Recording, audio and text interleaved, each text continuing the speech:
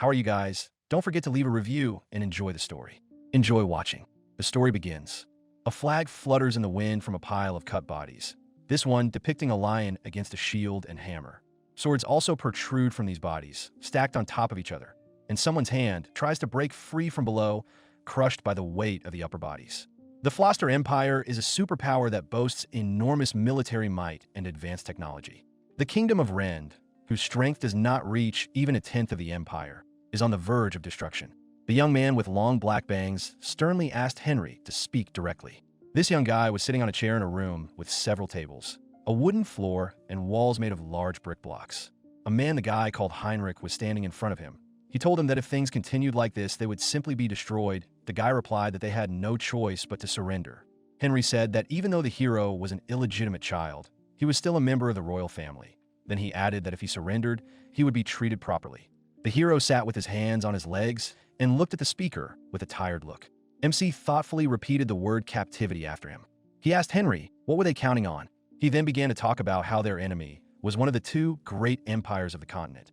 And in their eyes, an illegitimate prince from a small country would be no different from a rich commoner. Henry said that he shouldn't put himself down like that. He was blonde, had a short, wispy beard, was thin, and had sunken cheekbones. MC said with a grin, well, let them go, their lands are still complete trash. Heinrich looked at him with surprise and heaviness, noticing that he still says whatever comes to his mind. The Kingdom of Rend is a small country with rich resources. The Flosser Empire's army exceeded 10,000 soldiers, so the forces of the Kingdom of Rend were pushed back to the capital. The number of the kingdom's troops remaining in the fortress was 53. Several tired people stood on the fortress wall. Their opponents were not only superior in number, but they were many times stronger. He imagined a multitude of people in completely different clothes. There were warriors fully clad in plate armor, priests with staffs, and soldiers in everyday clothes. They all had one thing in common. Their eyes were shining. He remembered people telling him to just give up and not bother them. They scolded him, saying that he should not have been born. He remembered the phrases of people dressed in aristocratic clothes. They asked him if he was a prince. He was just a pathetic commoner. Someone told him that even though he was a member of the royal family, he could not do anything, to which they replied that this was exactly what was expected from the son of a pathetic servant. He confidently slammed his fist on the table so hard that the mug on it jumped. He declared that they could say whatever they wanted about him, but they couldn't ignore the safety of the kingdom. Their enemy was the empire. The mug fell to the floor and shattered into pieces. Sweat appeared on his face. He was talking about how the empire was many times superior to them in military power and development, and they wanted to go to war with them. He was furiously perplexed by what these aristocrats were thinking about. He looked at the portrait of the aristocrat. His eyes were closed and his face was spreading into a smile. It was a large, bald man with a long, thin mustache, dressed in medieval aristocratic clothes. The frame in which this portrait was located was wide and painted with many different patterns. He furiously shouted out what idiots they were. Why don't they understand this?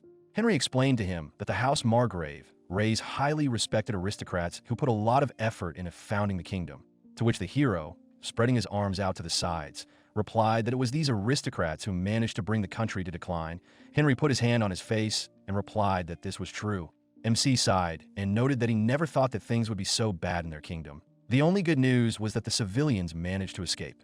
At this point, Henry explained to him that this was why he had asked him to concentrate on more important issues. MC turned to him with interest and said that he remembered. Henry thought that in fact, everyone despised His Highness. His Highness Ruth is a very talented politician. At this moment, Ruth pulled his sword out of its sheath. The man looked at his back and thought that he was a very reasonable person, an ideal candidate for the role of ruler. Ruth calmly said that he is not the kind of person who can manage people. He just wants to be lazy every day. Heinrich informed him that he has excellent management skills. He added to him that despite the fact that he does everything lazily, he still managed to convince 50 soldiers, including himself, to stay with him. He concluded that Ruth has a strong charisma. All the warriors under the leadership of His Highness, including him, remained of their own free will. These were the ones who were always with His Highness. The ones who had fun with him, they stayed despite the risk of never returning home. Heinrich remembered the picture of several young people standing around Ruth, who was sitting discontentedly at the table, who were happy and raising their glasses. He assumed that the lightness that the prince instills in himself attracts people. All the rumors that are said about him are empty chatter. In any situation, he sees the whole picture of all his qualities. His charisma stands out the most. From ordinary subordinates, he turned them into loyal subjects. He supposed that if His Majesty Ruth had put in a little effort, he might have had a claim to the throne, but the idea was not worth it since he would most likely be disposed of by his direct heirs.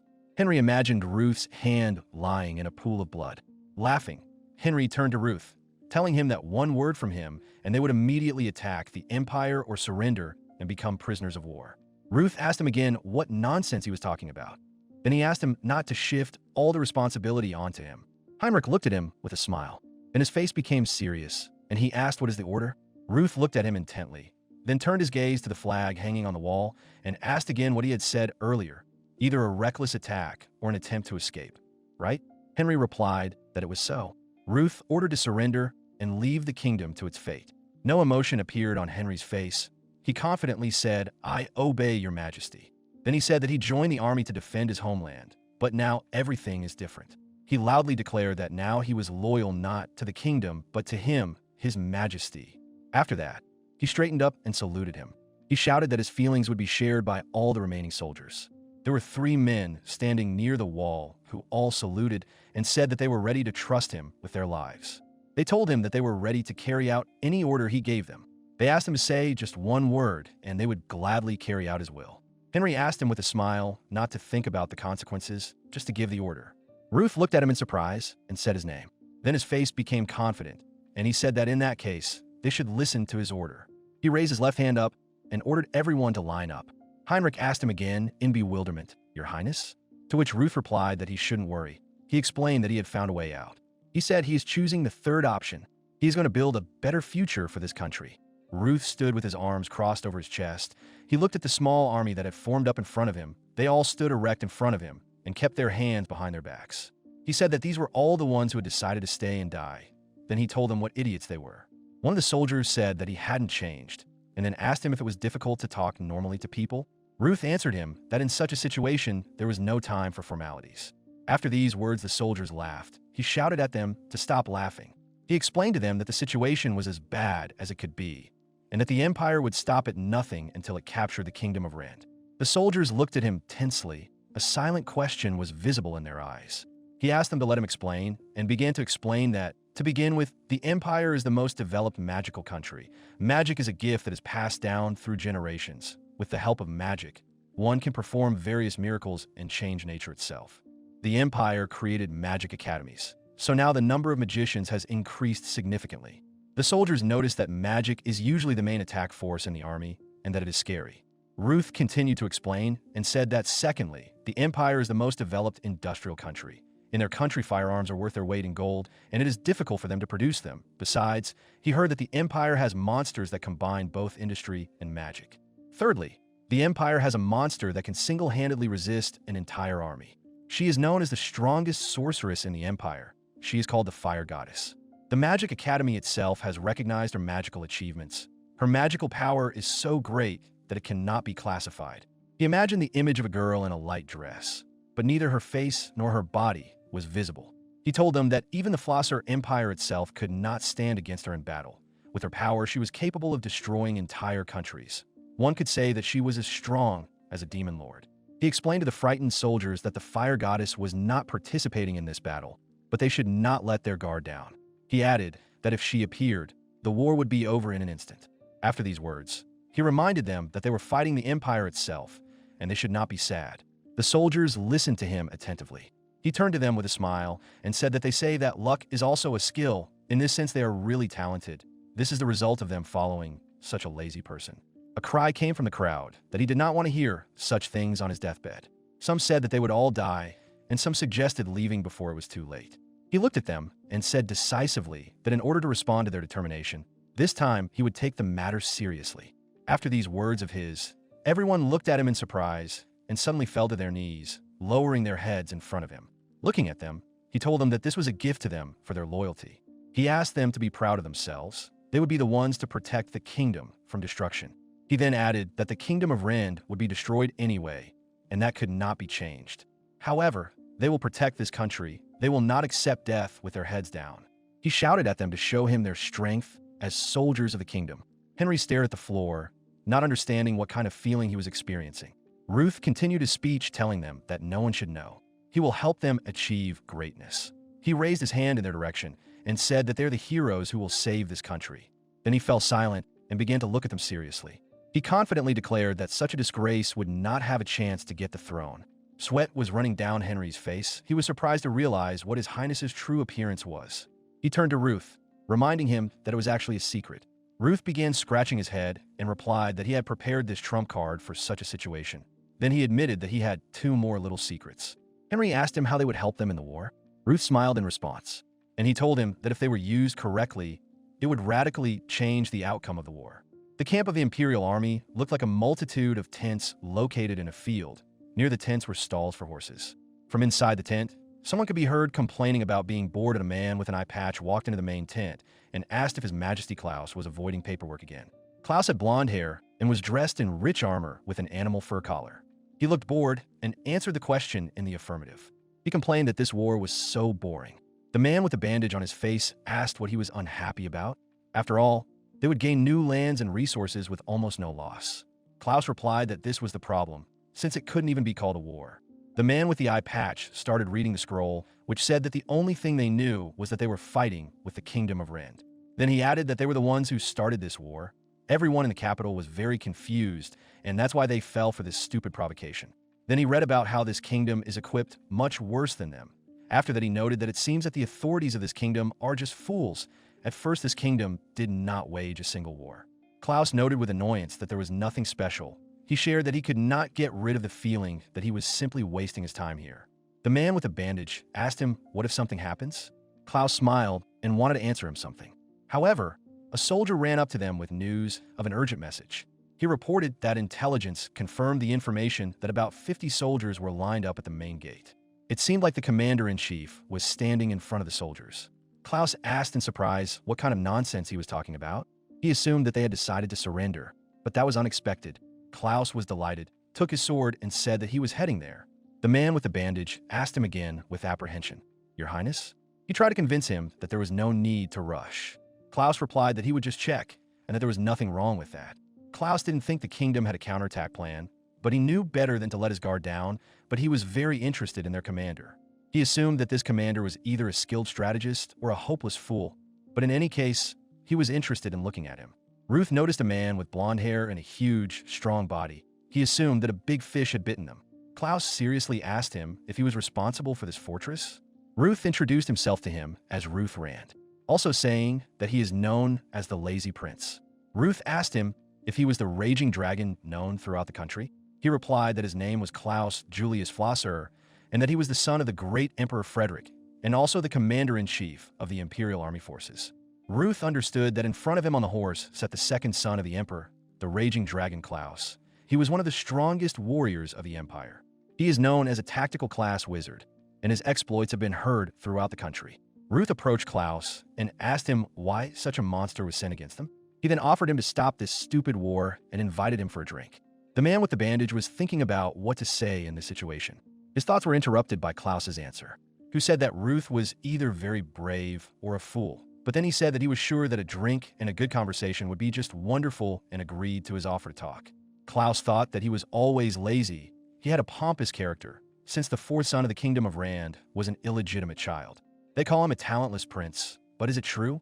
Klaus looked at him seriously. The man with the bandage noticed it. Klaus told him that he read his mind. He assumed that in exchange for surrender, he wanted to spare their lives.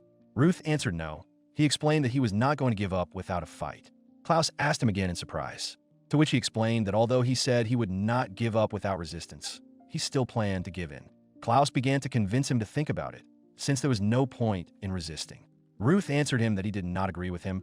He understood that the difference in strength was obvious. It was a fact. He explained that if he had been alone, he would have simply given up or run away. However, now he is not alone. With a finger of his hand, he pointed at the people standing behind him, explaining that for their sake he cannot give up just like that. Klaus said that he understood him. After that, he warned him that they should not expect mercy from him.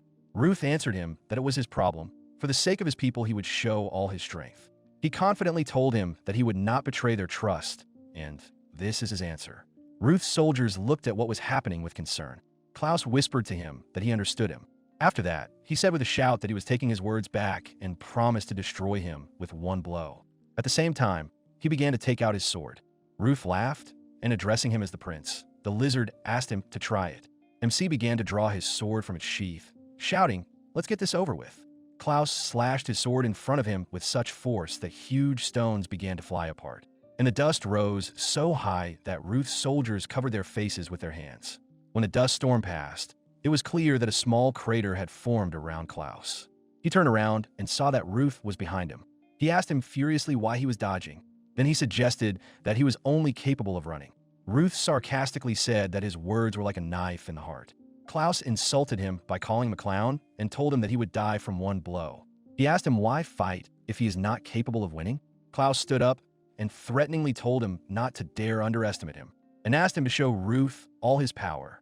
He said that he can clearly see the progress of the battle. This feature is only available to tactical class mages. Ruth told him well and suggested that he have some fun. Klaus turned to him with the demand that the talentless prince attack. He struck furiously with his sword again and again failed to reach his target. He didn't understand where he got such speed from. Ruth swung his sword like a feather. The man with the eye patch understood that the prince had put all his strength into the previous attack. Now the blows became weaker, but much more accurate. He knew that thanks to magic the prince was able to strike with such force that it was difficult to even imagine, and he did not understand what the talentless prince would do. Klaus looked at his opponent in bewilderment and asked himself what was going on. Not a single blow of his hits the target. At this time, Ruth attacked him with such speed as if he was not alone, but there were 5 of them. He found himself on all sides of the enemy and attacked him in every possible way. He asked, puzzled, "Dodge magic?" Ruth answered him with a question, asking him if he thought he was only capable of dodging. After these words, he struck Klaus with the tip of his sword. The watching army looked at the battle in bewilderment. They shouted that Mr. Klaus was retreating. Ruth shouted at him that it was not the end. Klaus suddenly jumped on him, and when he got up, he noticed that Ruth was standing a few meters behind him. He asked himself how fast he was. Ruth struck Klaus in the wrist with his sword. After this blow, his sword flew far to the side. In bewilderment, he began to look at his hand. Noticing that it was surprising, he realized that those rumors that ordinary attacks were nothing to Klaus turned out to be true. Klaus stood proudly before him, his cloak fluttering in the wind behind him. He explained that ordinary swords and guns had no effect on him. Ruth asked him with a smile if he was really a human. He noted to himself that with such strength, one could say that Klaus was the strongest man in the Empire. Klaus said that he didn't expect him to be able to resist him, to which Ruth asked if he thought he was just a weakling. Klaus replied that he was, then assured him that he wouldn't lose in this fight. Klaus said that he was indeed fast, but it was not enough. He offered him one last time to give up, since his blows were weak no matter how fast he was, and he could not cause any harm. Ruth, with a smile on his face, noticed that this also meant that he would not be able to catch up with him, after which he asked him what he would do. Klaus admitted that the situation was a stalemate, and if what was happening was a duel, then this is what would have happened, but then he said that they were at war. He raised his hand and ordered to get ready. After these words, his entire army pointed firearms at the enemy. Henry shouted tensely, "Your Highness, Ruth." Ruth stood calmly in the center of the field with a dissatisfied face while Klaus explained to him that he would be attacked with all weapons. He would not be able to dodge all the attacks, and even if he could dodge, the people behind him would die. These words provoked fear and anger in Ruth's soldiers. Ruth shouted at him that they had decided that they would fight one-on-one. Klaus asked him if he thought they were playing games. He noticed that his opponent was also a tactical class mage, and with his speed, he could cause irreparable damage to the Imperial army. But he was not ready to risk his own people. Klaus looked at him sternly and said that he was waiting for his answer, asking him if he was giving up. Ruth asked him with a smile, "But what if not?" Klaus looked at him seriously and said that he was very sorry. Immediately after these words, he commanded the team to attack. But nothing happened. Klaus looked back at his soldiers in confusion and asked why they weren't attacking. There were magic signs on their palms, and they screamed that they couldn't even move. Neither weapons nor magic worked. Ruth laughed loudly, then shouted that it was excellent. After that, he apologized to him and said that he simply did not have the strength to restrain himself. After that, he asked him if this was an attack. Without waiting for an answer, he said that it was time to start the show. After that, he asked him to hold on a little longer. Klaus asked in a rage what he was saying. Ruth told him that he did not want to reveal his cards, but he was ready to warn him that this time will show something special. He explained to him that earlier Klaus noticed that he has speed. After these words, he asked him if he noticed anything else strange. Klaus thought about it and realized that with such speed his blow could not have been so powerful, and during the fight at such speed his hair did not even move. Ruth noticed that he was right. He explained that he was not speeding up, but slowing down everything else. A shocked Klaus asked him again, to which he replied that it was simply impossible to feel it and it was very difficult to explain. He said that he slowed down time itself on this battlefield, and while 1 second passes for him, for Ruth, it is 10 seconds. In other words, the slowdown effect does not affect him. Ruth smiled, and Klaus repeatedly asked him to wait. He realized that if he told the truth, then he is not a human being. Ruth told him that he hit the nail on the head, then asked him, just like the fire goddess? Ruth raised his right hand emotionlessly, and he suddenly cast a spell, after which a wave began that pushed blocks of ice straight out of the ground. Klaus looked around in bewilderment and saw how people and horses were immobilized as their legs were bound by ice. After that, he looked down and saw that he too was immobilized. His legs were frozen. The cloak that had recently been fluttering in the wind was now frozen and remained motionless. Klaus screamed in rage that he couldn't move. His people were asking in fear, what was this? Ice magic? Someone asked for help. Someone called for Mr. Klaus. He shouted at them to calm down. After that, he took a good look around and realized that Ruth had frozen the entire army in an instant. Many soldiers, horses, siege weapons were frozen solid. Klaus shouted that this simply doesn't happen. Finally, he realized that Ruth Rand was a wizard. Ruth, with a smile on her face, approached the furious Klaus and asked him if the situation had changed in an instant. He began to scold him harshly, saying that because of him, the entire battlefield had turned into chaos. Ruth happily agreed with this and replied that he was glad that his opponent was still as energetic, after which he asked him to talk a little. Klaus told him to kill him if he wanted, but he asked to let his people go. Ruth sat down in front of him and asked him not to hurry so much. After this, he turned to his people and called them with his hand. His soldiers raised a white flag. Klaus looked at it in shock, asking himself, a white flag. Ruth sat calmly right across from him and asked if he was okay with negotiations. Klaus asked him again, completely confused, and Ruth smiled back at him. Ruth sat on the ground and told Heinrich that the Empire had agreed to negotiate. Then he explained that he did not want to resort to magic as it was very exhausting. Henry answered him that he had no idea that he could do magic, to which he replied that he did not want to reveal that he was a magician, but after that he asked him for forgiveness for hiding it. He explained to him that in such a situation they would not be able to negotiate, so he had to show his strength. He said that the negotiations should go smoothly, and he thinks that they will calmly accept his terms. Henry noted with satisfaction that he was not only a powerful magician, but also a cunning politician. He noted that the Empire seemed to be unlucky. Ruth turned to him and called him a fool, because he was the one who was unlucky. Then he furiously asked him how easy he thought it was to negotiate with such monsters. He explained to him that all he wanted was to eat, sleep, or be lazy. Henry thought that it seemed that neither the Demon King nor the Lord himself could change him. A smile appeared on Ruth's face. A man with an eye patch approached them and said that they were ready to negotiate, after which he invited His Highness Ruth to follow him. The three of them approached a large round tent, near which a huge army of soldiers was lined up. The man with the armband informed Klaus that he had brought Prince Ruth and Lord Heinrich. Klaus invited them to come inside, and they entered the tent. Behind him stood two men in uniform near the table. Klaus was half-turned to the visitors and looked at them seriously.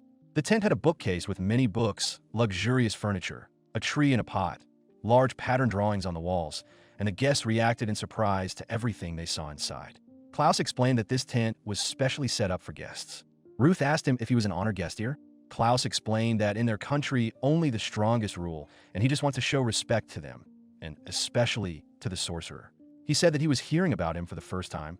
Then he asked him if he was somehow connected with the fire goddess.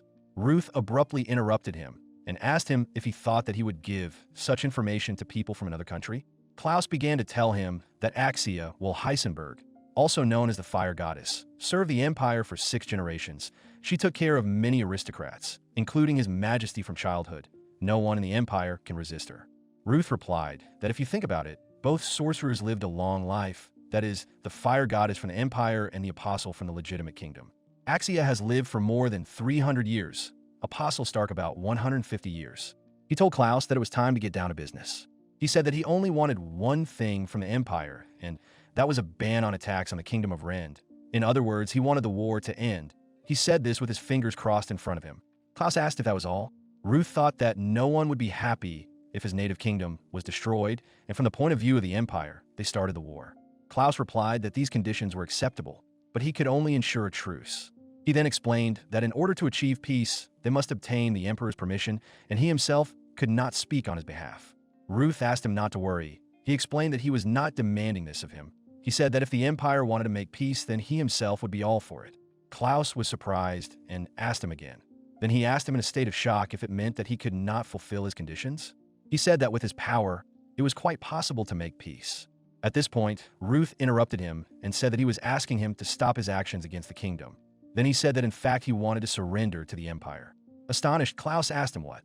The man with the bandage on his face covered his mouth with his hand. Klaus asked him in confusion why. Why did he decide to give up? He replied that there was no particular reason for this, and that he had planned it from the very beginning. And he also reminded him that he had already spoken about this before the fight.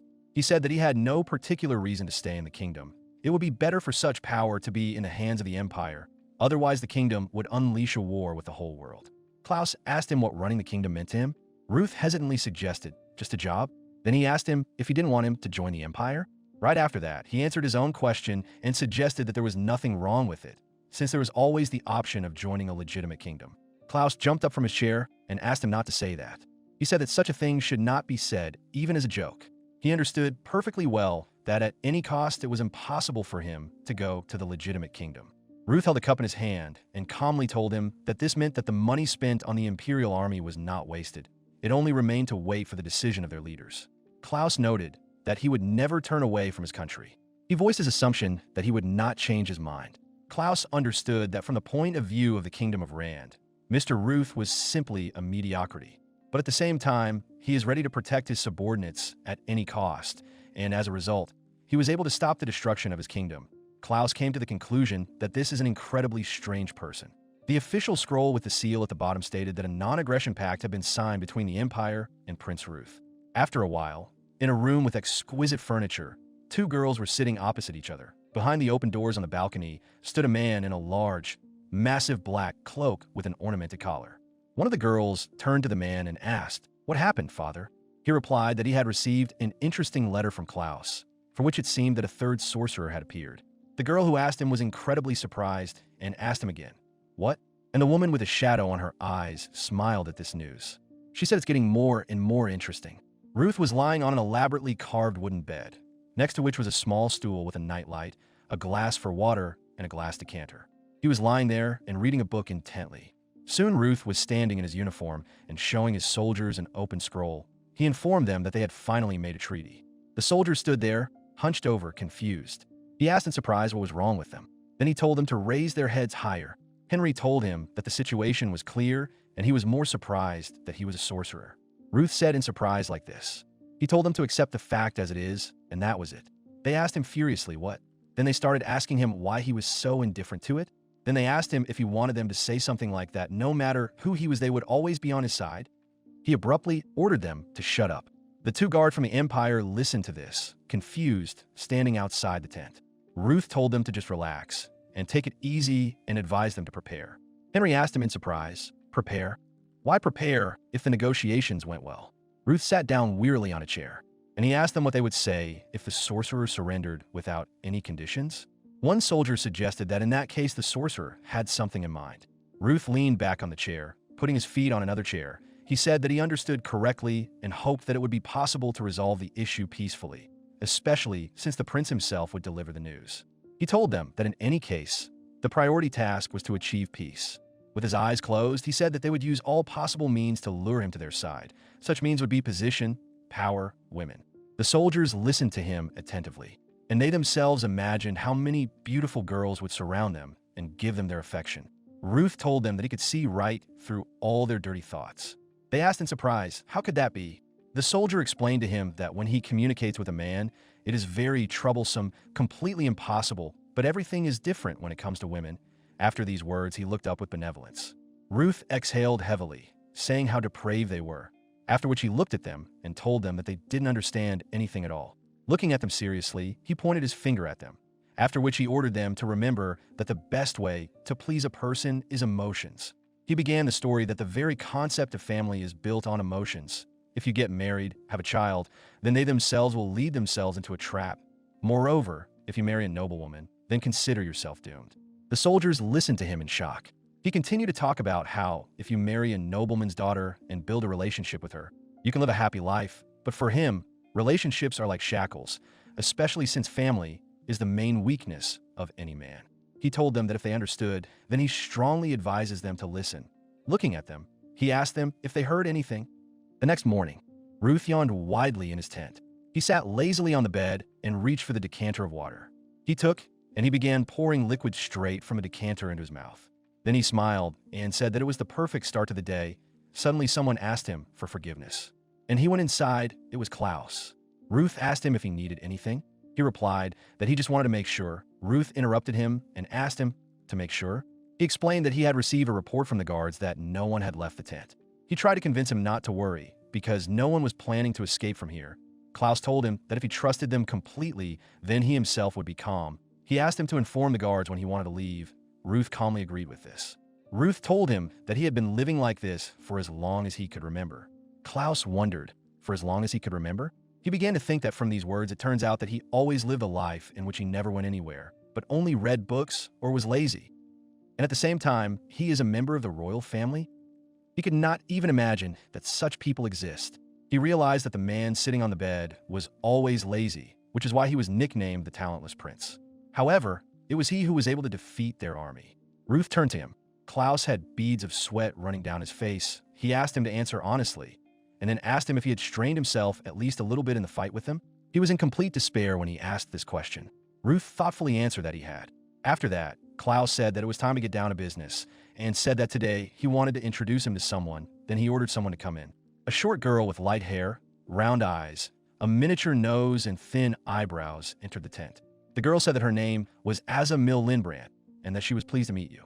Ruth looked at her carefully. He noticed that this girl was not a simple soldier. Strict upbringing was felt in every detail. One could say with confidence that she was an aristocrat. Klaus ordered her to keep him informed of all of Ruth's movements and to report to him immediately if anything happened. Asa accepted this command. Ruth noted with embarrassment that while discussing this, they could at least leave the tent. MC was about to leave, but Klaus stopped him, saying, "And one more thing." He informed him that he had received a response from the Empire. Ruth noticed that they were clearly in a hurry with their answer and asked him to read it. After a while, the royal palace, the kingdom of Rend. The palace looked like a strict, symmetrical three-story building with bars on the windows. In each corner of the building were small towers with domes on top. There was a scream inside. And how are they going to take responsibility? At a long negotiating table sat several men with serious and at the same time sad expressions on their faces. At the head of the table sat a man in aristocratic clothes. He was old and thin. He had a long beard, thick eyebrows, and a crown of precious metals on his head. Two men stood opposite each other and shouted. One of the men had a short haircut, black hair, a small sparse beard, and thick black eyebrows. He shouted that right now the Imperial Army was heading towards them. Opposite him stood a man with tousled blonde hair. He was dressed in simpler clothes than the others. This man shouted that he was just an official and demanded that he shut up. He also shouted that the royal capital was protected by impregnable walls. He assured that when reinforcements arrived, they would be able to fight back. The other was perplexed. Reinforcements? And where from? Take this. He replied that it was his problem. They told him not to dare to shift his responsibilities to the officers. Someone replied that he didn't care and let them do whatever they wanted. The man at the head of the table watched the proceedings, breathing heavily from his lungs. Then he looked at them seriously and said that it was enough. This was no time for arguments. This was King Rand VIII. He turned to them and ordered them to come up with at least one idea. One of the men sitting at the table slammed his hand on the table and shouted that they had no choice but to surrender to the Empire. He explained that otherwise the kingdom of Rend would be destroyed. Another suggested the idea that if they could request reinforcements from another country. However, he didn't have time to finish this thought because he was immediately cut off by a question. How can they do this?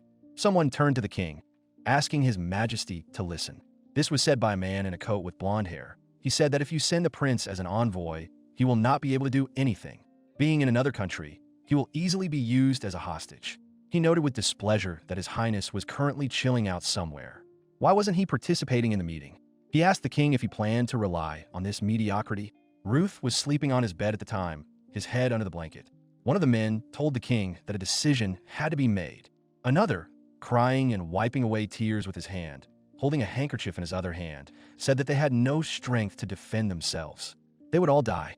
The king looked ahead emotionlessly. After a short silence, he said abruptly, "Enough." He told them to take a break. The invasion had stopped in recent days, and they were free to act. The man answered him well. The king left the room and turned to Ruth. He told him with a serious expression to buy him some time. Whatever it took. Ruth replied with a smile, of course, then added that he had always dreamed of seeing the cityscape. The city was filled with people walking along the streets, and the city's architecture looked in the tradition of the 18th century. Most windows were rectangular or oval, the streets were clean, the shops were open. Ruth leaned his hand on the carriage window and looked at the city with interest as they rode along the low stone bridge over the river. He said that while they were riding, he noticed that there were so many people in the city. He also said that compared to the Empire, their city was nothing. MC said that it was now clear how they were able to organize the invasion so quickly. Asa replied that they used carrier pigeons to maintain communication in such territories. She then added that for providing a new idea to improve life in the Empire, His Majesty had promised a generous reward. She told him that he could also participate. He told her that it was too much trouble. She said that it was a pity. As they rode in the carriage, he saw a man with a musket on his back. This man was reading something on a piece of paper. Ruth asked Asa if she knew what would happen next. She closed her eyes, apologized to him, and said that she could not answer. He said that he understood this. After that, he smiled and said that he would have to improvise. They drove up to a majestic, multi-tiered, cake-like palace. It was like a pyramid, starting with huge, massive walls, and the higher the building rose, the smaller the floors became, but almost every tier had several Gothic columns. The building was absolutely not symmetrical, but that didn't make it any less interesting, quite the opposite. In front of the palace were smoothly mown lawns, and the entrance to the gate was decorated with absolutely symmetrical bushes. A carriage with 2 horses and a coachman stopped. The coachman said that they had arrived. Asa, Heinrich, and Ruth got out of the carriage. Asa looked ahead uneasily and suddenly knelt down. A girl in a voluminous, beautiful dress came out of the palace, with maids standing to her left and soldiers armed with muskets to her right, all of them standing at attention. She looked at Ruth and said that she was pleased to meet him, the Ice Prince. She introduced herself as Lieselot Krummflosser. She informed him that since he was a very important person, his father asked her to meet him. Lieselot looked ahead with interest. They were on one of the floors of the palace. Ruth turned to Heinrich and said that the suit suited him. Then he noticed that he looked like a butler of a noble family. Heinrich answered him that he was a real prince. Ruth noticed that he had taken a bath, put on a suit. Everything was simply of the highest quality, not like theirs. He came to the realization, but at that moment the maid came in and said that the sorcerer was here and asked them to follow her. They went outside, following the maid who led them through a summer garden with many different plants, tall perennial trees, and a huge number of different varieties of roses. They approached an elaborate arbor where Lieselot was waiting for them. Ruth and Lieselot's eyes met, after which he knelt before her. He asked her forgiveness for not showing enough respect when they met, then thanked her very much for deciding to accept him. She suddenly covered her mouth with her hand. A scream came out of her mouth.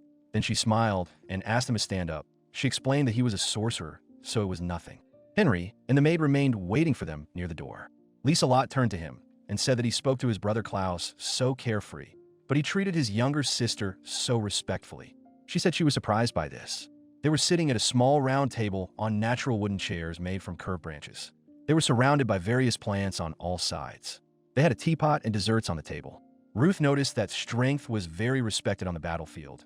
They couldn't even talk normally. She said with a smile that she agreed with him. Then she said that in the Empire, he, the sorcerer, was both feared and respected. She looked up at him. There was surprise in her eyes. She noticed that he was not surprised by this. He firmly answered that he was not. He explained to her that sorcerers are people capable of destroying entire nations. If it is impossible to win, then all that remains is to earn trust. She laughed slightly and remarked that he was very smart. Then she turned to him and asked his permission to speak directly. After that, she asked the question, could he show her his true self? He looked into the cup of tea, in which he saw his reflection. He asked her again what she meant. She asked him to let her explain, and then told him that she had heard that he was not a stickler for strict rules of etiquette. So, she asked him to feel freer in talking to her. Ruth looked at her warily and thought, that's how it is. He looked at her carefully and analyzed. Lieselot Krummflosser is a princess, very beautiful and smart beyond her years. She is definitely worthy of the title of princess. He felt incredible confidence in her. He remembered her, the emperor, the fire goddess, and Klaus. He asked himself if there really were so many monsters in this country. Then he came to the conclusion that it was not for nothing that this was the strongest empire on the continent. He thanked her for the offer, but he could not help but respect her person. She turned to him, and she said that he was higher in status than her, and it would be wrong for him to obey her. Then she asked him if he liked embarrassing her. He smiled, and after a short pause, he sprawled on his chair, telling her that she had won. He asked her if she was happy now. She smiled broadly and said that she was very grateful to him. Then she asked him to call her Lisa. He wanted to tell her that it was already somehow, but she abruptly interrupted him and clearly and loudly pronounced the name Lisa. He asked her to calm down, telling her that it was still too early to switch to nicknames, to which she responded sweetly, telling him how evil he was. He exhaled and told her that she was not only beautiful, but also terribly persistent. She thanked him for this praise. She then pointed out to him that you shouldn't judge a book by its cover, especially in his case. He assumed that she must have known that he was called a useless prince. She knew that he was hiding his magical powers, and in doing so, he was able to deceive Imperial intelligence and use his power at the most necessary moment. She told him that she respected him very much. Then she upsetly told him that his behavior was breaking her heart. He bitterly replied that he was just being polite.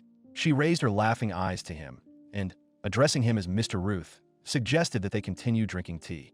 He smiled slightly and said, "There you go." The next day, seagulls were flying high in the sky.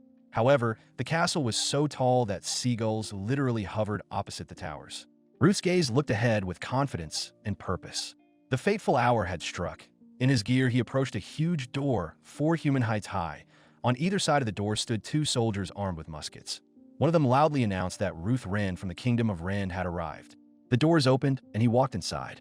Under their feet was a long ceremonial silk carpet. On either side of this carpet were high-ranking people of the Empire, and at the very end of the room, Emperor Frederick sat on a throne. He smirked slightly as he looked at the newcomer. She stood next to him, the fire goddess who looked at Ruth with interest. Friedrich leaned his head on the fist of his right hand and said, "This is what the new sorcerer is like." Ruth said that he did not know imperial etiquette and asked what he should do. Friedrich told him to relax and speak freely. He replied that, in that case, they should listen to him. Friedrich grinned with interest and told him well. He assumed that they would have a very constructive conversation. After that, he introduced himself. He shared that he never thought that he would be able to talk to the new sorcerer in person. Ruth replied that he felt the same. He said that it was an honor to speak with the emperor himself. Friedrich replied that he was glad to meet a member of the Renth royal family and was sure that they had come to negotiate an end to the war. The emperor's advisors watched their conversation with interest. Ruth confessed to him that he had not expected the battle to end like this, and that the war would start because of one man's stupidity. Friedrich responded by saying that by starting the war, a new sorcerer had appeared and turned the situation on the front upside down, and had also come to the imperial capital. He said that frankly speaking, he was confused because he had shown his skill. Then Friedrich looked at him seriously and asked him to tell him what he wanted. Ruth thought about what would happen depending on his answer. The fate of the kingdom. Then he realized that no, it would be a decision about the fate of the continent itself. However, it was still unavoidable. He confidently addressed him, saying that he had 2 requests.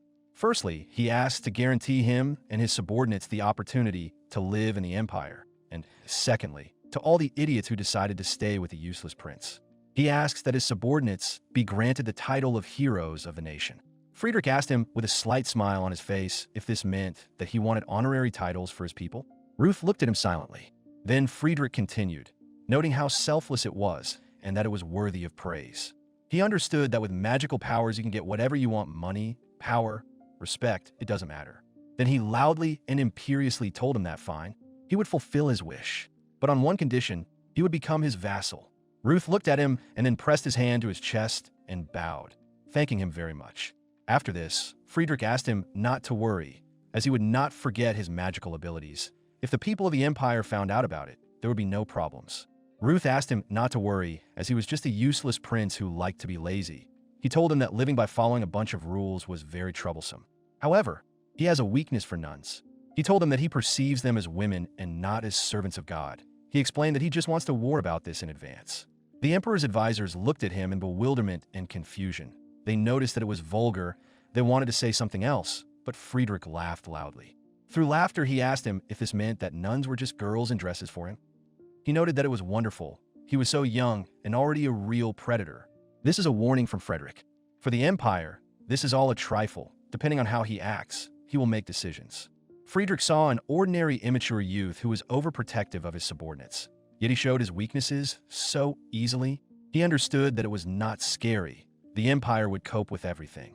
The fire goddess turned to Friedrich and asked him to refrain from such conversations, especially in the presence of the girl. He looked at her seriously and said that this guy now serves the Empire, so he asked her to stop, especially since he did not intend to do something like that. She looked at him with a smile and said that she just wanted this conversation to be kept within the bounds of what was permitted. A loud order was given. The negotiations are over. The audience is over. From now on, the conversation will be considered a personal conversation. Ruth thought about how this was now an informal meeting. He noticed that the emperor's advisors were very tense. He didn't understand what would happen next. Axia began to slowly approach him.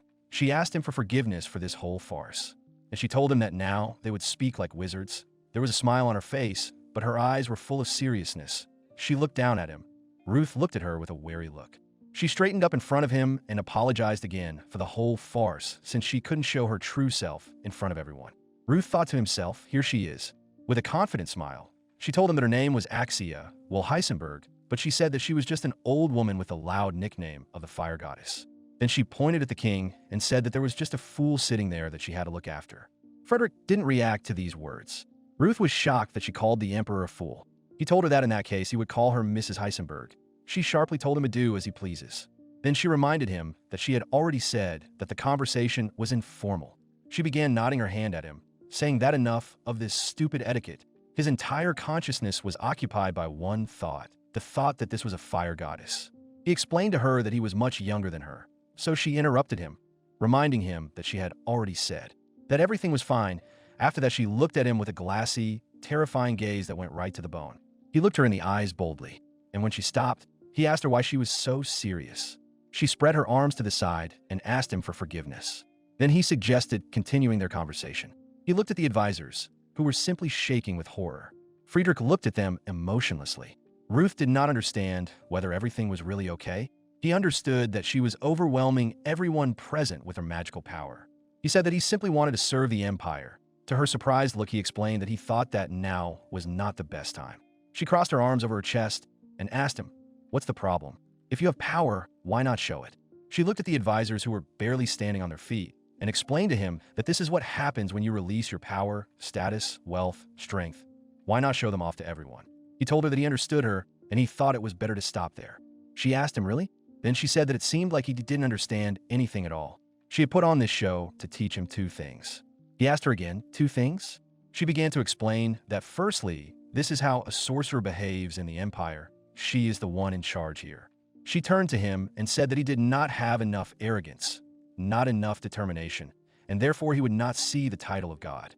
She added that he treats everyone like an ordinary person, but not like a sorcerer. She told him to be arrogant, ordered him to show everyone his power. He had God himself on his side, and the empire didn't need such a weakling. He told her that he understood her and came to the conclusion that he needed to get rid of his excessive modesty. A sorcerer is a person who can destroy an entire country single-handedly. This power is not suitable for the weak-willed. They should not pay attention to etiquette or bow their heads. Otherwise, those in power will simply take advantage of him. She told him that his indecision could lead to a civil war. That's why sorcerers must be arrogant. They must show their power so that ordinary people don't have too many hopes. She continued to say that even the imperial family could not control them. She explained to him that although she was all-powerful, she still decided to obey the emperor. He thought about it. Now it was clear that she had called him a blockhead. Friedrich was just a pawn. It was unheard of for a sorcerer to decide to submit to a human. She is not capable of being a ruler. If something like this were to happen, people would obey her only out of fear. He, too, must show that he obeys only the emperor.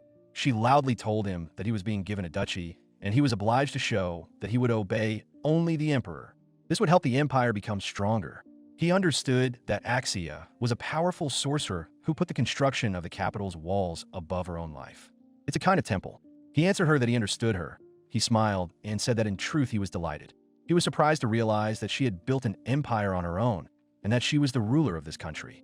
She told him sharply that from now on she asks him to behave like a sorcerer of the empire, after which she asked if he understood her. He replied, of course, Mrs. Heisenberg. Then he corrected himself and said, Mrs. Axia. She looked at him with a smile and said it was good that they sorted it out before any problems arose. She said that now they would talk about the second thing. By joining the empire, the situation on the continent will change dramatically and he should be careful with the legitimate kingdom. He knew that the legitimate kingdom of llamas was an ambiguous country, its military power comparable to the forces of the empire. MC said that with his accession to the empire, the kingdom of llamas will no longer be able to compete with them. Axia answered with a smile, exactly. He imagined a hand adding weights to a scale. The kingdom of llamas and the empire, each with one sorcerer, were constantly competing for spheres of influence. But with his accession, the scales tipped heavily in favor of the empire. She told him that in the coming days the kingdom would make its move, and the beginning of a new war was not excluded. However, the apostle will make his move first. Ruth looked straight ahead with a serious expression. He knew that Apostle Stark was the strongest mage in the kingdom and the only one who could fight Axia on equal terms. Ruth understood that he was able to significantly increase the power of other magicians, creating invincible warriors, elite general. Axia told him that if this happened, he would undoubtedly be sent to the battlefield and would face him. He looked at her, understanding perfectly well. The fact is that the only person capable of resisting a sorcerer is another sorcerer. She explained to him that therefore she had to prepare him for the battle of sorcerers. He looked ahead with glassy eyes in surprise. She moved away from him a few meters, and black streams of magic began to swirl around her. After that, a thick black smoke appeared behind her. He was perplexed, assuming that it was his vision. But then he convinced himself, realizing that everything around was enveloped in red darkness. Ruth was surrounded by this darkness, and he decided to use a spell that could cut it. He created a magical wave that would overlap the one Axia created. She stood before him with a smile. Crossing her arms over her chest, she asked him, "Divine Veil?" Then she remarked that it was excellent. He had the basics. He mentally insulted her, calling her an old woman for attacking him so suddenly. Still holding his hand in front of him, he asked her, "Divine cover?" She calmly answered him that this color is the basis of any sorcerer's magic. Then she explained that she calls it a divine cover. She explained that the divine veil is the will of the sorcerer, which can be manifested if desired. With proper concentration, this power could be used to attack at any scale and distance. Ruth looked straight at her angrily. She noted that extreme concentration was very important. In other words, the better he controlled his thoughts, the stronger his magical power. She added that the power of the divine cover depends on willpower, and it is very important to clearly understand what exactly he wants.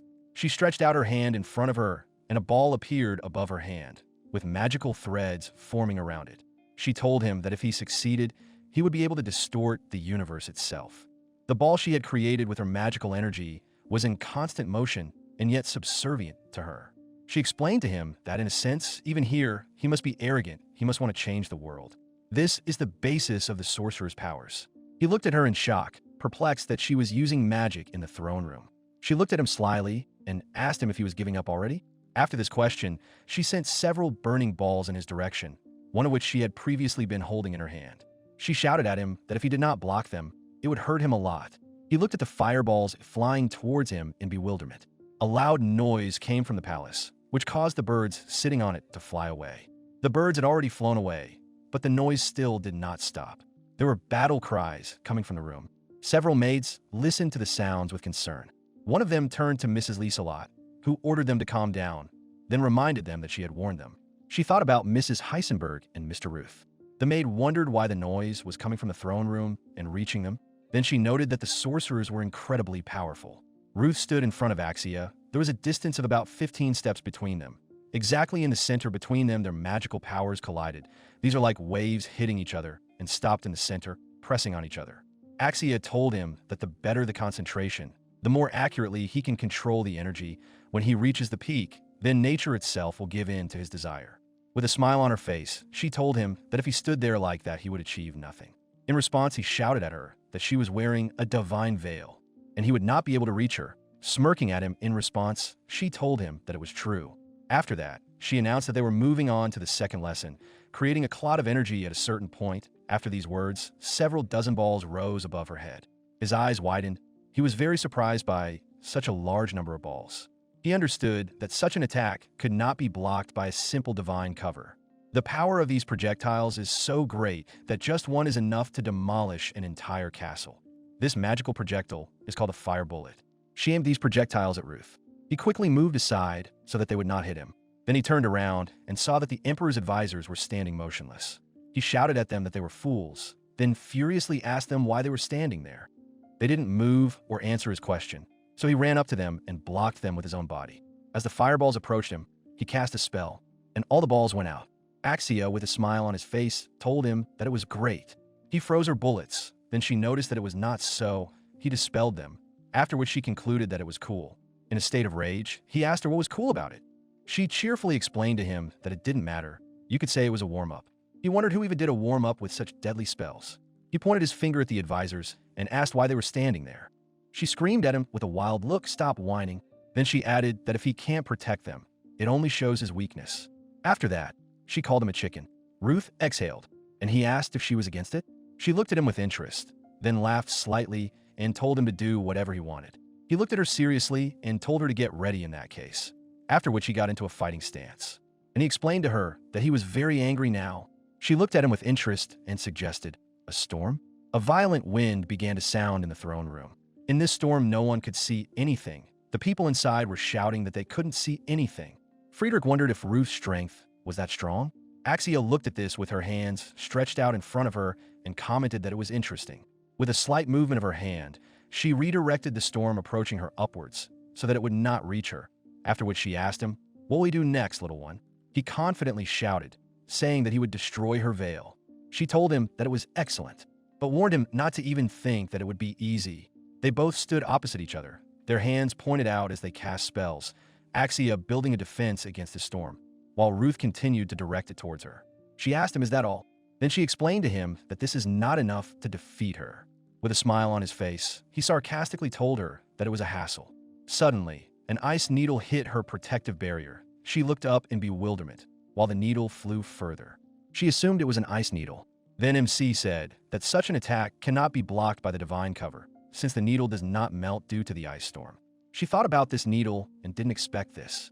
At that moment, the needle entered her head sharply at an even angle. It was directed from above and hit exactly the upturned face of Axii, whose body remained motionless at the moment of impact. Ruth looked at her in shock, his eyes wide. He asked, confused, "What?" He asked himself, "Is she dead?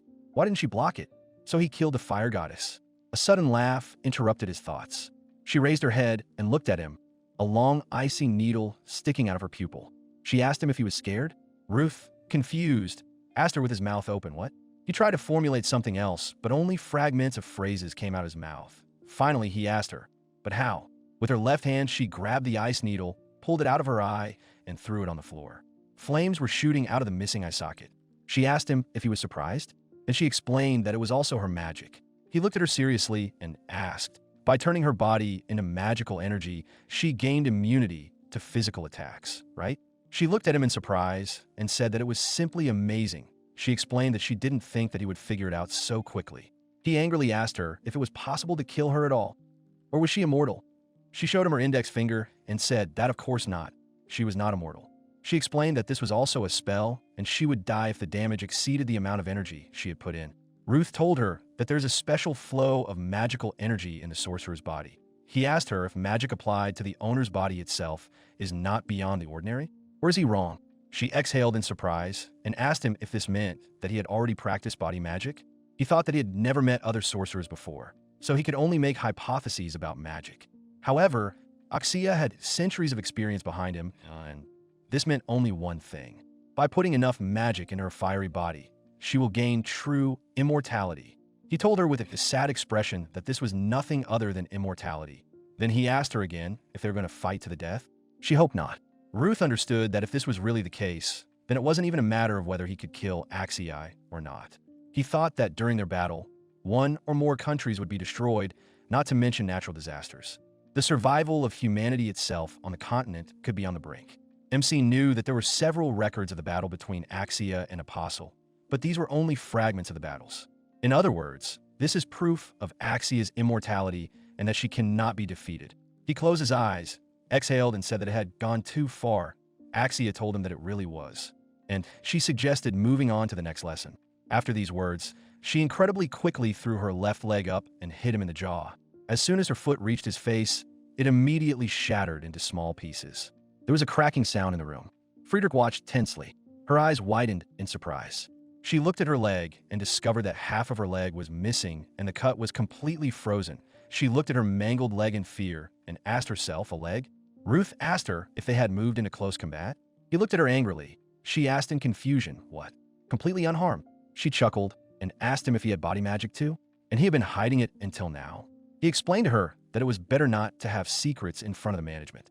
He looked at her confidently and explained to her that before the blow he froze his body and therefore did not receive any harm. one could say a spell of immutability. He also fixed his body in certain coordinates, while the Emperor's advisors carefully watched what was happening. Axia laughed and asked him if that meant he was immortal too. She added that she thought he was resourceful, but not that resourceful. She thought about how at such a young age he already understood the principles of the body. She noticed what an amazing child he was. After this, she waved her hand at him, inviting him to continue. They looked into each other's eyes. Her eyes were shining. There was a slight smile on her face. He looked at her seriously, frowning. She called him an ice sorcerer. Ruth noticed that Axia was incredibly fast. She is so fast that it is difficult to follow with the eyes and also her fighting style. While he was thinking this, she lunged at him in an attempt to attack him with her foot, which he barely managed to block with his right forearm. He noticed that every blow was aimed at killing him. He asked her if they had come to hand-to-hand combat, and then he said that if he hadn't activated the spell of immutability, he would have died long ago. She cheerfully apologized to him, then saying that Apostle Stark is incredibly strong in close combat, and while they have time, she needs to train him in hand-to-hand combat, while defending himself from her attacks. He asked her at the same time if the Apostle didn't strengthen his soldiers. Kicking him with her foot, she replied that he did, but he himself was also a very formidable opponent. She kicked him with such force that even though he was able to block the blow, he still flew back several meters. She explained to him that he could strengthen his body infinitely. Root stood up firmly after her attack. Steam was coming out his chest after a fire leg kick. He wiped his nose with his fist and thought that Apostle Stark was a sorcerer who used the spell, an elite general, but he heard that he had the spell uniqueness. He is the sorcerer who can maintain magical enhancement forever. He asked himself how they would order to defeat such a monster. At that moment, he clenched his fist, and then he looked seriously at Axii. She answered him that in terms of physical strength and range of magical damage, he was superior to them, and it would not be easy at all. She laughingly replied that if it weren't for her pseudo-immortality, she would have died long ago. Ruth responded to this by saying that it was scary. She added that if she could get it, he would get into trouble. That is, in short, they were about equal in this. Ruth replied that it was terrible. He asked her if the two of them had fought seriously, what would have happened to the continent? Ruth suggested that it would never have even been born. Axia seriously told him that if they were to engage in hand-to-hand combat, he must be able to defend himself, otherwise he would die. He imagined a chessboard, with him on one side and the apostle on the other, standing on the chessboard with the other figures and looking at each other. He understood that if he was cornered, he would have no chance of winning. Ruth jumped sharply and moved behind her. She turned around and calmly told him that in close combat, or in the use of magic, she was not able to defeat Stark. Ruth scratched his hair, exhaled, and admitted to her that he was not a fan of hand-to-hand combat. But after a moment, he still stood up. She asked with a smile if he didn't like it that much. Then she noticed that he didn't grumble like that in the fight with Klaus. He seriously told her that it was necessary, but in the end, he still won with magic. He told her with a slight smile that his hand-to-hand combat was at the level of a private soldier. Then he asked her what he should do about it. He said that in the fight with Klaus, he used a time-slowing spell to win. However, in a fight against a sorcerer, magic will not be as effective. The situation will be even worse than with hand-to-hand combat. She told him that this only means that she needs to knock out all the weaknesses from him. The lightning-fast movement caused Ruth to jerk his body back, and she landed a precise kick into his guard with her hands. Then she turned around and tried to kick him in the face with the heel of her other foot, and he noticed that she had sped up. Her face expressed concentration on the ongoing battle. After a short time, they attacked each other symmetrically, being in the same positions. They hit each other fist to fist while jumping. MC noticed that she had an incredibly destructive power that was hard to block, and time dilation wouldn't work on her. She looked at him furiously and addressed him with the words, "So," then asking him, "What will we do now?" He pounced on her from behind, and using a spell, he tore off half of her right arm. In his palm was a small magical sphere with many miniature ice shards inside. A moment later, he was already standing firmly on the ground, his face down, and a multitude of fragments were flying around him. She shouted at him, "Come on, let him show his blow." She stood with her legs and arms wide apart, and he stood opposite her, concentrating the energy in his hands. He glowed from the energy emanating from him, and the entire space behind him glowed. She closed her eyes to really feel the energy, and when she opened them, she imagined the apostle standing behind him. The apostle looked at her angrily. Her eyes filled with rage, and her smile turned into a beastly grin. A cry rang out, warning of an attack. The room opened up with a loud explosion. Axii's fist got stuck in the viscous liquid. She froze in mid-jump and asked in surprise what. The Emperor's advisors opened their mouths in surprise. Ruth looked at her confidently, pointing his hand at her. It was a wall of slime. He shouted at her that instead of blocking the blow himself, it was easier to dampen its force with a liquid, and slime was perfect for that. She took out her hand in slime, and she shouted at him that it was cute. After that, she burned all the slime. Friedrich asked in amazement, did she burn everything instantly? Ruth told her got caught. She knew she would just burn it. At that moment, he was right in front of her face, fully prepared to attack her. She looked at him in surprise, shocked by this unexpected move. A blinding light outlined two figures of fighting sorcerers. The Emperor's advisors and Frederick himself watched them closely. Ruth held a small sphere glowing in her hand. Axia, raising her right hand, which contained a fiery projectile, hesitantly asked him why he stopped. He replied that it was too easy, and he was also sure that the apostle would not fall for such a cheap trick. He added that he needed to catch him off guard, and the rest would come during the fight. Axia chuckled in disappointment. She asked him, upset, if that meant he had decided to end the mock battle like that. Then she added that he was impudent. Then she put her hands on her hips, smiled, and said fine. She told him it was a good job. Silence finally reigned in the throne room. Axia asked, did the fire bullets burn only half of the fire hall? Then she said that next time they should be more serious. Ruth answered her, what a thing. But then he abruptly interrupted himself. Friedrich, looking at them with displeasure, noticed that they had finally calmed down. She asked him why he was so nervous. She explained that Mr. Root had weakened his attacks on purpose so as not to hurt the lords.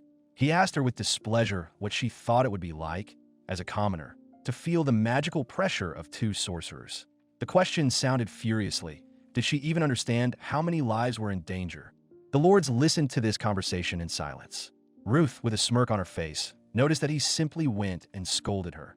Then he said that the emperor was a good man. Axia noted that it is not every day that you can see a battle between two sorcerers. For such a spectacle, you can even risk your life. She then added that she hoped they had not forgotten that the kingdom of llamas would soon begin to act. She explained with a smile that it was important for her to see what their new sorcerer was capable of, and also help him get rid of his weaknesses. Ruth, with a smirk on his face, chuckled and said, here you go. He looked at the smiling Axia and thought that this old woman could destroy the entire enemy army with one blow. Then she turned to the emperor, calling him a blockhead. She told him that she thought Ruth deserved to be awarded. Ruth looked ahead with displeasure, asking himself, what?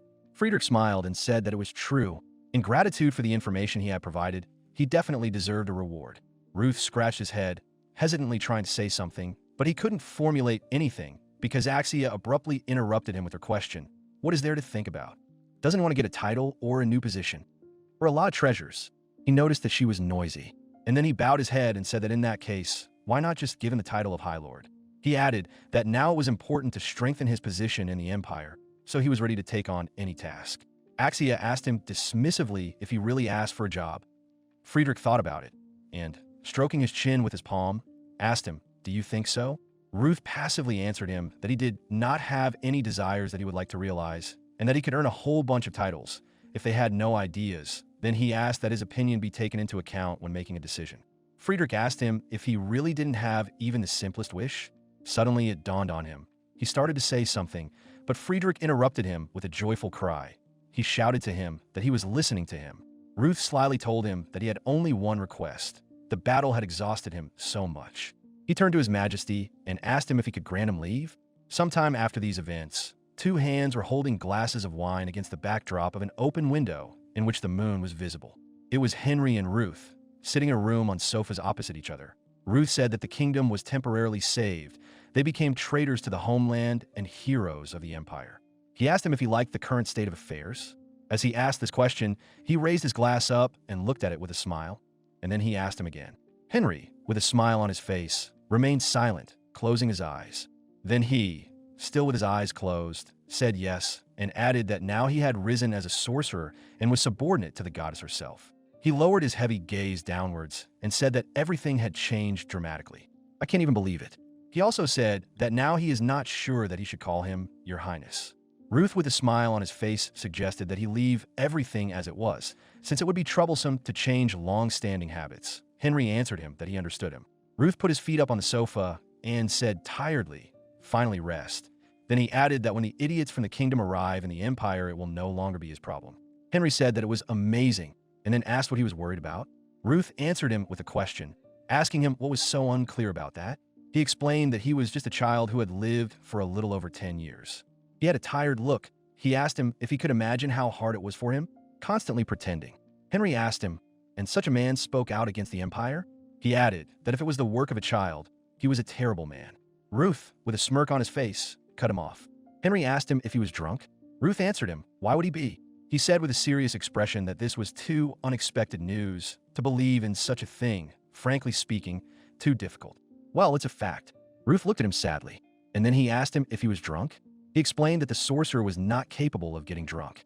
Henry looked at him a little confused, and he continued to explain, possessing magical powers, his body begins to change, he slowly ages, and no disease can defeat him. Poison can't take him either. It's somewhat similar to his freezing spell. By applying it to aging, you can stay young forever. He added that in general this is what he uses. The same goes for alcohol. He can drink as much as he wants and not get drunk. Even just drinking, you can feel the whole atmosphere. Henry noticed that this was a very useful skill. He said that he had a question, and then asked him why he was constantly being judged. Why didn't he demonstrate his talents? Ruth leaned back on the sofa and told him that then he would have to work more, and he didn't want that. He said that he would never have thought that they would go against such powerful countries. Then his gaze became more serious. He said that it was important to choose the right words during the negotiations. But after the negotiations, he was finally convinced that the high society of the empire were real monsters. Emperor Frederick, the fire goddess Axia, and all the rest. Although they did not give their names, they're all important people who govern the country. A common man would not even be able to breathe under the pressure of sorcerers, let alone the emperor. He showed with his whole appearance that he was worthy of being at the top of the empire. MC remembered that he had a very sharp gaze. And the fire goddess Axia, for some reason unknown to him, she swore allegiance to him and is now being treated as a subject. He understood that she was the oldest resident of the empire and the most loyal subject of the emperor. You could say she is the very embodiment of a goddess, which is why the battle in the throne room was so tough. He doesn't even come close to her real experience as a sorcerer. She is like a living weapon that can destroy entire castles with a snap of her fingers. Ruth would be lying if he said he wasn't interested in her past. He thought it was better not to get involved in it. He replied, Henry, at least I'm not sure he can compete with them. They are real demons. He said that if it were his choice, he would never meet with them. Henry asked him seriously if something was bothering him. He replied that he was not. Then adding that they definitely couldn't be trusted. They would send them on a mission they couldn't refuse at any opportunity. He confusedly told him that he frankly didn't want to get involved. At this point, Henry looked at his interlocutor attentively, and he continued to speak, saying that politics is a real battlefield where the empire dominates. Then he came to the conclusion that this is a real den of snakes. Although the emperor gave him leave, in fact, this is not so. If anything happens, they will be immediately summoned to the emperor, so one can only dream of a quiet life. The emperor does not miss a single detail. The empire is like a chessboard for him. He calmly uses others like chess pieces and calculates the movement of the pieces several steps ahead. But not only the emperor, but also his vassals are also real demons, just waiting for the moment to gain their trust. Ruth began to reach for his wine glass, while simultaneously saying that the best way to protect himself from them was to show that he was an absolute loser, so he didn't want to give it his all. Otherwise, they would exploit him to the fullest. Henry looked at him thoughtfully, rubbed his chin, and said only yes, then noticing that he really did need a vacation. Ruth sharply answered him that he didn't care. He was on vacation, and he could finally have a peaceful rest from all this political disgrace. After these words, he threw the glass back to his mouth and emptied it to the bottom. After that, he looked angrily ahead. Henry said that he would not leave him. Vacation, it was becoming more and more like a dream. Henry looked at his burnt right hand. He had started his journey as a margrave. He had been through war. He had lost so many friends. Memories of explosions appeared in his mind. He remembered how he and his comrades ran towards the enemy with raised swords. Then, as they hid, they looked at the huge army of people dressed in black. The magicians used spells and blew up their shelter. Ruth took damage. The soldier standing next to Ruth was hit in the stomach by a fiery shell, leaving a large hole. Ruth's face was stained with his blood. Henry shouted at him that he would delay them and told him to retreat. Then MC ordered to hold positions. He told them that if they give in, they will die. They must hold out until reinforcements arrive. He looked ahead confidently and shouted, "Attack." Henry closed his eyes. He may be His Highness's subject, but he is a human being. If His Highness had used magic earlier, so many people could have been saved. He remembered the faces of his comrades who smiled at him. These were the friends he drank with. They are no more. In war, many die from a random bullet. However, He does not hold a drop of resentment towards the imperial soldiers. He understands that they were simply following orders. He realized that the ones to hate were politicians. It was because of politics that the war began. He and His Highness also became victims of politicians, but there are advantages to this. Despite such a large number of casualties, the kingdom was saved. He looked at Ruth and thought that he did not abandon them. He wants to build a new world for everyone. He closed his eyes quietly and said to himself, "Well, brothers, sleep peacefully." Ruth looked calmly into his face, crossing her legs. After some time, Ruth walked onto a city street where there were many people. With a smile on his face, he shouted. He said that, of course, he knew, that this country is so lively, but he didn't have time to finish, because someone from behind his back addressed him as sir. A man ran up to him, asking for his forgiveness. Ruth angrily informed him that he was late. Then he turned to him and said that they were in the Empire for the first time, after which he suggested that they have a good time. Before him stood Henry in clothes that were unusual for him, a classic and simple style. They were dressed as a rich merchant's son and his servant. Heinrich looked around in surprise and told him that he grew up in a village and had never seen such a standard of living even in the capital. Then he asked him if he didn't have work today. He asked him again in surprise what. Ruth loudly told him that he was working too much and he needed to rest a little. With a slight smile on his face, Heinrich asked him again, did he think so? MC exhaled loudly, saying that nothing could be done. Then he looked into his eyes and confidently looked at him, raised his index finger up, and said that he would show him how to have fun. After that, he ordered to go and find some lively place. Heinrich answiert unserteinlich. Okay. Soon Ruth handed Heinrich a stick with pieces of food on it. He explained that the seller said it was very tasty. Henry replied that if he had told him, he would have gone and bought it himself. Ruth asked him why he should ask him about it. He explained that he could do such a small thing himself. He is only the heir to a small kingdom, so he does not want to give orders. He said these words with a cheerful smile on his face. Henry replied that in that case, bon appetit. When he ate, he said that it was delicious. He replied that it was not bad at all for a small shop. When they finished eating, Ruth suggested that he go on, and he agreed. There was a scream, and a man ran past them. Heinrich asked if he was worth catching. Ruth said no, he was just a petty thief. The man standing behind him abruptly turned Ruth around and began to loudly insult him, calling him a bad person. The second man standing next to him shouted at them, asking if they could see that he was running away. Why didn't they catch him? He ordered them to hand him over here. At this point, he cut off his cry, as Henry looked down at them menacingly and asked again. They trembled with fear. Sweat appeared on their faces and their eyes widened. They ran away. Ruth passively said, "Oh well," then offered to watch them run away. Henry, still in a state of rage, sarcastically said that he was very sorry. Now the scream came from the other side. Ruth turned around and saw that the girl was asking for help, sitting on her knees, and two men were trying to pounce on her. Ruth turned to Heinrich, and he immediately answered that he understood him. A few moments later, the girl was already standing on her feet. There were no men, and she was telling him how strong he was. Then she said a big thank you to him. They went further, and Heinrich noticed that it was very lively here. Ruth assumed that it was precisely because there were so many people here and so many bandits, but at least there was no time to get bored. They stopped, and he asked where they were. He noticed that there were a lot of young people here, and well-dressed, and the shops were high class, and they talked like aristocrats. They were standing on a wide street, surrounded by people going about their business, and there were various small houses, usually 2 or 3 stories, standing near them. Ruth looked at the road sign and said, yeah. In front of them was a tall building that looked like a fortress with a few windows and a defensive roof. A magic academy?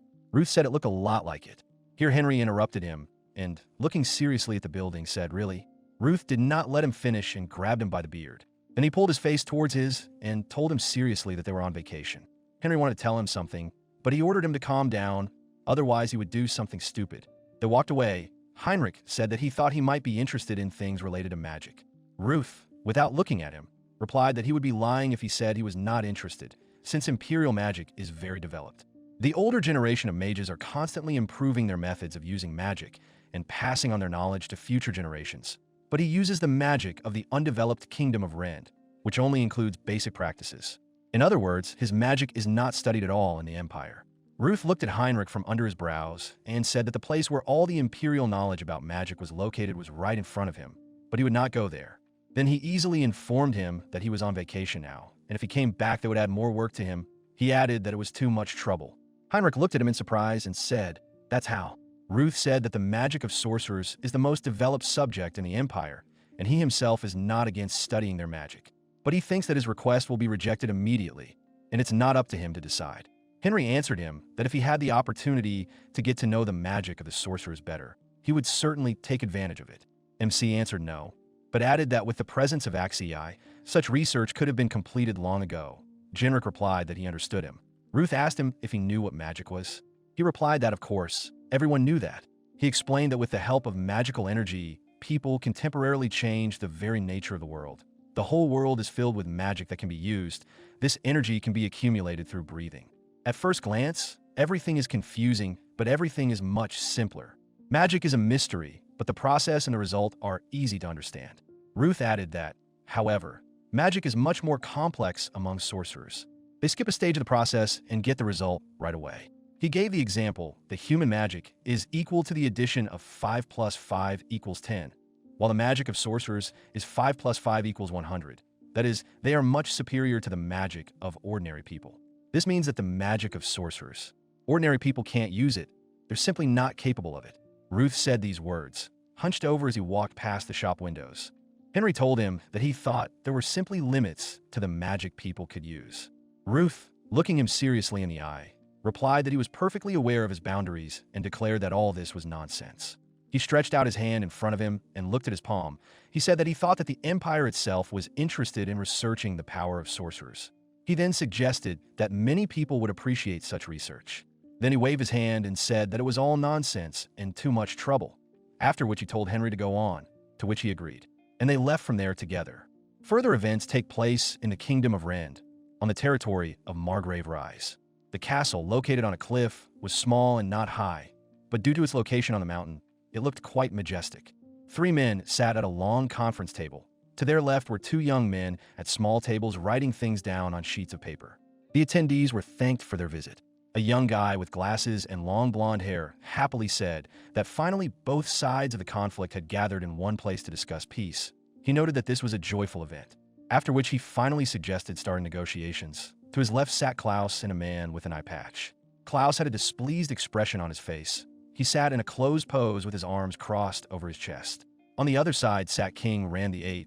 To his left was a stout man of advanced age. To his right was a young man in aristocratic, bright clothes. They had a sad expression on their faces. The talking young man in glasses introduced himself by saying that his name was Sun and that he was a humble official of the empire. Then Klaus introduced himself, saying that he was the commander-in-chief of the Imperial Army. After this, the man with the eye patch spoke and introduced himself as Lonbat. The frightened young man was the prince of the Kingdom of Rend. His name was Edward. To the left of the ruler of Rand sat a man who was the chancellor. His name was Harry Org. He frightenedly tried to begin to introduce those present from their side. But the voice interrupted him, saying that it didn't care. This voice ordered them to act faster, and it was not necessary to name them. Edward and Harry's mouths dropped open in shock and surprise, while King Rand glared at them, his mouth forming a snarl. Klaus and Lonbat stood up proudly and didn't even look at them. The king smirked angrily, exhaled, and then asked them, "Do they disrespect King Rand? Are they too arrogant?" Sun with a smile explained him, "That of course not." Mr. Klaus the soldier, then with the same smile, asked for forgiveness for such a blunder. Harry said in confusion, "That's how." He thought that after such an insult, they still wanted to negotiate. Although this territory is occupied, it is part of their kingdom, and the negotiations are taking place in the mansion of some aristocrat. The fate of their kingdom is being decided here, and they sit there as if it were a mere trifle, not even giving them the opportunity to introduce themselves. Moreover, their representative is a real scoundrel. The king looked at them nervously. Sun handed the king a piece of paper and suggested moving on to the main topic. The paper listed the demands. The king looked at the piece of paper in shock and questioningly. He was unable to express the feelings he experienced when reading what was written. Harry understood that this would ruin their entire kingdom. They turned to him and said that he was too heartless. Sun looked at them coldly and asked, "Heartless? And why?" Then he asked, "Is this a bad offer?" He explained to them that they could live in peace if they gave them half of their kingdom.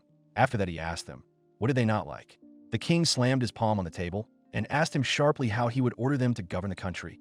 He calmly replied that it was their problem. He explained that they had made these conditions based on the current situation. The king's face twisted from the anger he felt. Sun calmly stated that they would not make any concessions. If they did not accept them right now, they would resume the offensive. The king asked again what? Sun asked him with a smile. Did he think this was unreasonable? He shouted, of course. He explained that they decided to attack the Empire without any reason, and they will not spare those who attack them like a gang of robbers. The Kingdom of Rend started the war without any allies. They're like field rats to them. It is not surprising that the strong devours the weak. Sun continued speaking with a smile and said that he could not understand the reason for their complaints. They still had no other choice. He reminded that they either accept their conditions or they will simply destroy them. He suggested that they themselves are perfectly aware of this. The king's mouth was distorted into a grin. His brows were furrowed, and a bead of sweat had formed on his temple. He lowered his head and looked at his opponents from under his brows, thinking how they dared. He was interrupted by a shout asking them to stop.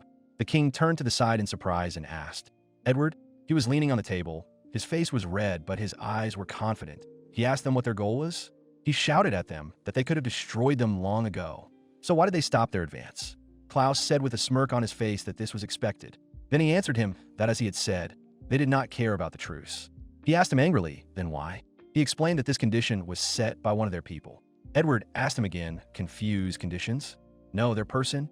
At this moment, the king and Harry looked at each other questioningly. Klaus told them that they knew him very well. He led a small detachment. This young wizard was able to stop the invasion. The king asked him again in surprise, what? A sorcerer? Klaus coldly told him that he was so pathetic that he couldn't see the outstanding talent, even in his own son. The king's mind was filled with the memory of little Ruth holding someone's hand, and then of him kneeling before him. The king opened his mouth from the shock he experienced. He understood that besides Edward, he was sending only one person. He thought that this couldn't be. It was simply impossible. He imagined Ruth as just a talentless prince. To be continued. Thanks for watching. Write your feedback in the comments. If you like the story, please like and subscribe. See you soon.